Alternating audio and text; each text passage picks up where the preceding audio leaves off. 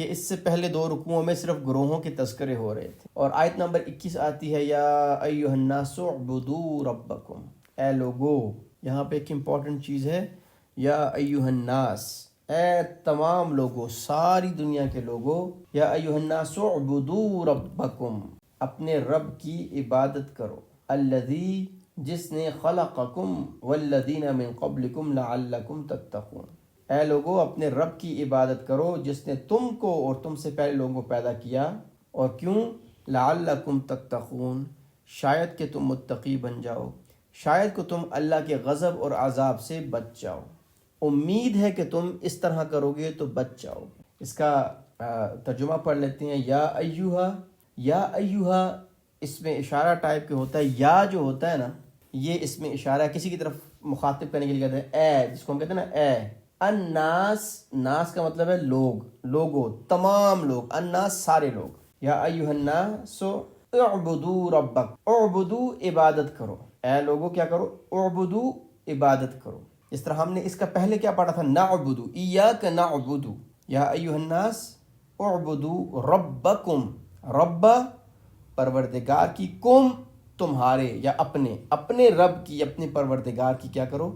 عبادت کرو. الذی، الذی مینس جس نے، خلق، خلق مین پیدا کیا، کم تمہیں، کم تمہیں.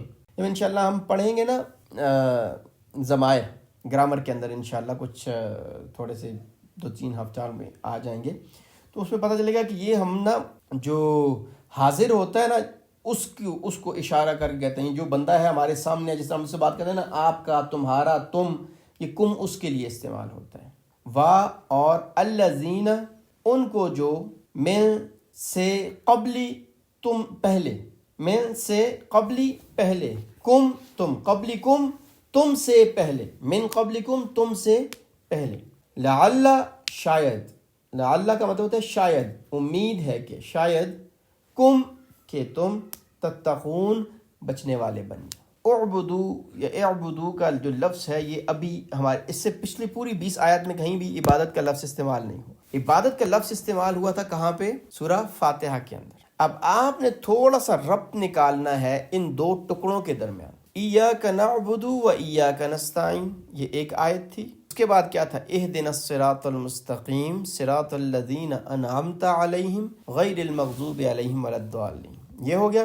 پہلے الف لام میم آ گیا، پھر قرآن کے بارے میں بات کی گئی، پھر ہدایت والوں کے بات کی گئی، جو انعام والے لوگ ہیں ان پہ بات کی گئی، پھر کفار پہ بات کی گئی، پھر منافقین پہ بات کی گئی جو گمراہ ہیں، ان کو سمجھ کچھ نہیں آتی. اور آخری جو پچھلی ہم نے لاسٹ آیت پڑھی تھی، اس میں وہ ان کو سمجھ کچھ نہیں آتی ہے، روشنی ہوتی ہے اور چل پڑتے ہیں، اور اگر اندھیرا ہوتا ہے تو رک جاتے ہیں. اور پھر جا کے اللہ یہاں پہ 21ویں آیت میں کہہ رہے ہیں یا ایھا الناس اعبدوا ربکم، اپنے رب کی عبادت کرو. اب یہ 2 میں نے آپ کو بتا دی ہیں جگہ. ان کے درمیان میں سوچیں کہ قرآن کی کوئی ربط ہے، کوئی نظم ہے. ویسے تھوڑی دیر کے لیے بیٹھ کے اگر آپ کو سمجھ آئے تو جو ہم نے سارا الحمدللہ پڑھا بھی ہے، تو تھوڑا سا اس کو دیکھیں کہ کچھ ان دونوں کے درمیان میں چیزیں ہیں. جس طرح ہم بات کر رہے تھے نا، سمیٹری ہے، ایک پہلے بات ہوئی، پھر دوسری، پھر تیسری، پھر اس طرح پھر الٹا چلنا شروع ہو گیا، اور پھر یہ دونوں برابر آ گئے. دیکھیں ہم نے کہا ایاک نعبد، عبادت کی بات ہوئی، یہاں پہ بھی یا ایھا الناس اعبدوا، یہاں بھی بات ہو رہی ہے اس کی. تو آپ کے لیے فوڈ فار تھاٹ ہے. اس سے پہلے جتنی بات ہو رہی تھی 3rd پرسن میں ہو رہی تھی، یعنی کسی کے بارے میں بات ہو رہی، جو لوگ یہ کریں، جو لوگ وہ کریں، جو لوگ یہ کریں، وہ لوگ ایسے کرتے ہیں، لوگوں نے ان سے کہا.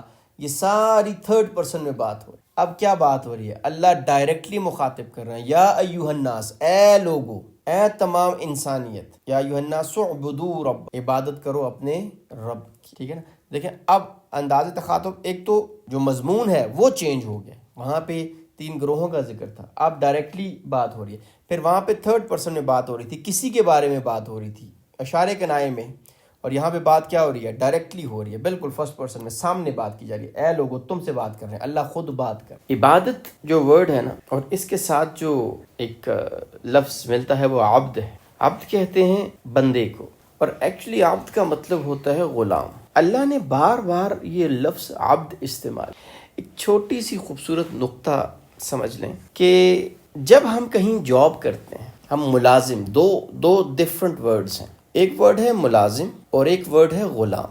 تو ملازم جو ہوتا ہے نا، وہ کہیں پہ بھی جاب کرتا ہے تو اس کو کسی صلے کی امید ہوتی ہے، وہ کسی پے کے لیے کرتے ہیں. ہم سب ملازم ہیں، جو بھی ہمارے گھر والے اگر کہیں ملازم ہیں، کہیں جاب کرتے ہیں کسی جگہ پہ، تو وہ انٹائٹلڈ ہوتے ہیں، ہر مہینے بعد ان کا حق ہوتا ہے کہ ان کو پے دی جائے. یعنی وہ جو بھی خدمت کرتے ہیں اس کے عوض ان کو کچھ نہ کچھ صلہ دیا جائے. لیکن غلام ایک ایسی چیز ہوتی ہے جس کو صلہ کوئی نہیں ہونا، مالک کے ذمے اس کا کوئی صلہ نہیں ہو. یعنی اگر آپ غلام سے سارا دن مزدوری کروائیں تو شام کو وہ آپ کو یہ نہیں کہہ سکتا کہ جی اب مجھے مزدوری دیں، اس لیے کہ وہ غلام ہے. اب عبادت اور عبد، یہ بڑا خوبصورت ایک قرآن کا ربط ہے، تعلق ہے. اگر ہم یہ پوچھیں نا یا یہ جاننا چاہیں کہ پورے قرآن کا خلاصہ کیا ہے، اگر کوئی ہم سے پوچھے کہ یار قرآن میں اللہ نے اتنے سارے مضامین بیان کیے ہیں، اگر ہم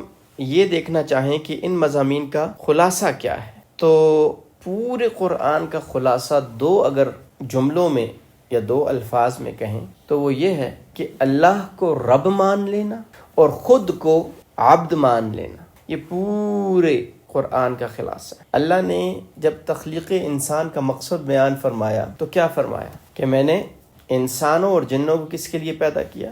عبادت کی. اب عبادت سے مراد ہمارے ذہن میں صرف چند، جب بھی عبادت کا لفظ آتا ہے تو ہمارے ذہن میں ایک شبیہ ابھرتی ہے جس میں کوئی نماز پڑھ رہا ہے یا کوئی بیٹھ کے اللہ اللہ کر رہا ہے، ذکر کر رہا ہے، ہم اس کو عبادت سمجھتے ہیں. ہمیں تھوڑا سا سمجھنا ہوگا کہ عبادت عبد سے ہے اور عبد غلامی سے ہے، اور غلام کی اپنی کوئی مرضی نہیں ہوتی، یہ یاد رکھیے گا. غلام کسی چیز کا مستحق نہیں ہوتا، غلام کسی صلے کا، کسی پے کا، کسی بدلے کا مستحق نہیں ہوتا. اور غلام ایکچولی ایک ایسا ورڈ ہے، انفارچونیٹلی ہمیں تھوڑا سا اس کو سمجھنا ہوگا کہ غلام، ویسے جب ہم غلام کی بات کرتے ہیں، سلیوری کی بات کرتے ہیں، سلیو کی بات کرتے ہیں، تو ہمارے ذہن میں ایک حقیر سا جو ایک نہ تاثر ابھرتا ہے. جیسے انسان ہے تو انسانوں میں ایک مالک ہے اور ایک غلام ہے. ہمیں یہ اپنے ذہن سے نکالنی ہے، یہ تصویر نکالنی ہے غلامی کی جو ہمارے ذہن میں غلام کے ورڈ سے آتی ہے. اس لیے کہ اللہ کی تو مثال ہے کوئی نہیں، اللہ تو اللہ ہے. ہم جب وہ کرتے ہیں نا تو تھوڑا سا گڑبڑ ہو جاتی دنیاوی لحاظ سے جب ہم سوچیں، اس لیے کہ بندے اور اللہ کے جو تعلق ہے نا، بندے یعنی عبد اور رب کا جو تعلق ہے وہ محبت کا ہے. دنیا میں اگر ہم دنیاوی لحاظ سے دیکھیں، کوئی ایسا آقا ہے، کوئی ایسا مالک ہے جس کو اپنے غلام سے محبت ہو، یا جس کے درمیان ایک رحم کا، شفقت کا، رب اور عبد کا جو تعلق ہے نا، وہ محبت پہ استوار، وہ جبر پہ اور ظلم پہ اور زبردستی پہ استوار نہیں ہے. تو یہ تھوڑا سا ہم نے تعلق جو ہے وہ ڈیفائن کرنا اور انڈرسٹینڈ کرنا اور اس کو سمجھنا ضروری ہے کہ اللہ کا اور اللہ کے بندے کا جو تعلق ہے نا، وہ محبت کا ہے، وہ رحم کا ہے، وہ شفقت کا ہے. اور کوئی ایسا مالک، کوئی ایسا آقا نہیں ہو سکتا جو کہ اللہ کی طرح. اللہ ہمیں دیتے ہیں، اپنی نعمتیں عطا کرتے ہیں، اور ہم کیا کرتے ہیں؟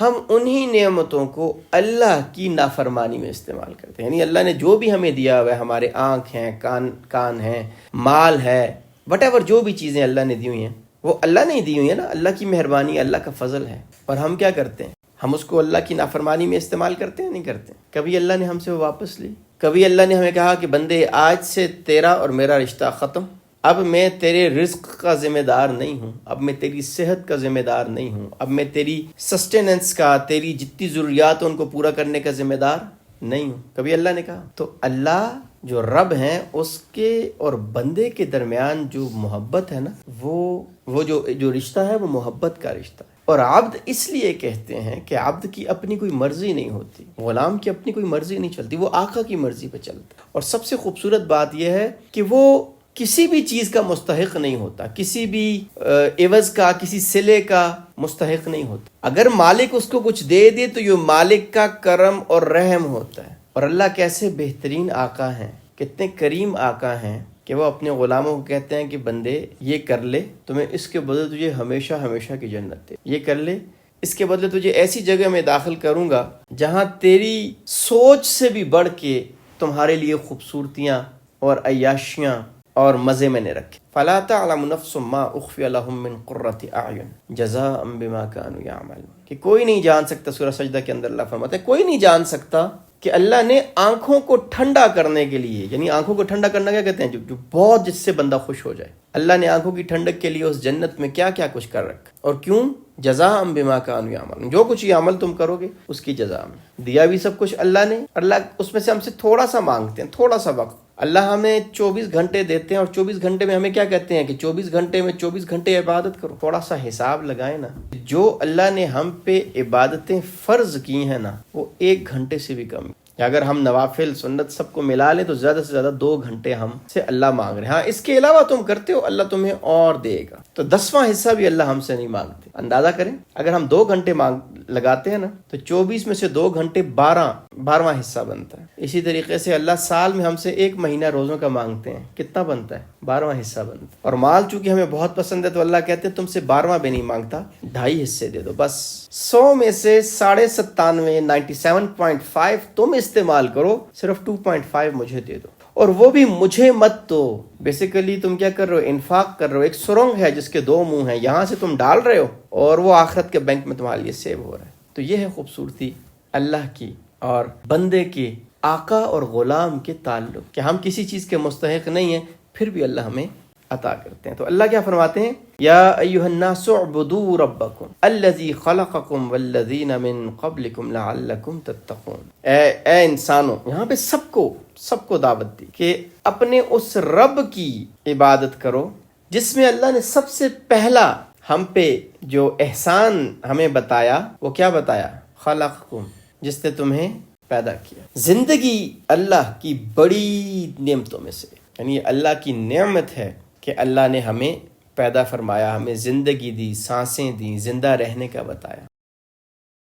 زندگی اللہ کی ایک بہت بڑی نعمت ہے، اسی لیے جب ہم اس زندگی کو اپنی مرضی سے ختم کرنے کی کوشش کرتے ہیں تو یہ گناہ کبیرہ ہو جاتا ہے۔ اس لیے خودکشی کو کیا فرمایا؟ حرام فرمایا۔ تو اللہ ہمیں بتا رہے ہیں کہ اللہ نے تمہیں پیدا کیا ہے، اللہ تمہارے رب ہیں، اللہ تمہاری ہر ضرورت کو پورا کر رہے ہیں، تو اس زندگی کی قدر کرو، احترام کرو، اس کو فضول جھگڑوں میں اور ناراضگیوں میں اور فضول کڑ کے مت گزارو، بلکہ اللہ نے جو نعمتیں دی ہیں ان کا استحضار رکھو، ان پہ خوش ہو کہ اللہ نے یہ زندگی ہمیں تیاری کرنے کے لیے دی۔ الذی خلقکم، اور دیکھیں یہ زندگی تو بہت چھوٹی سی ہے، تو ایک دن جو قیامت کا ایک دن ہوگا، پہلا دن جس دن اللہ حساب فرمائیں گے، اس کے بارے میں اللہ نے کیا فرمایا سورہ معارج میں؟ 50,000 سنہ، 50,000 سال کا دن، مقدارہ 50,000 سنہ، 50,000 سال کا ایک دن ہوگا۔ تو اس ایک دن کے حوالے سے اس زندگی کو دیکھ لیں، 100 سال 50,000 سال کے لحاظ سے کتنی بنتے ہیں، اور یہ پہلا دن ہے،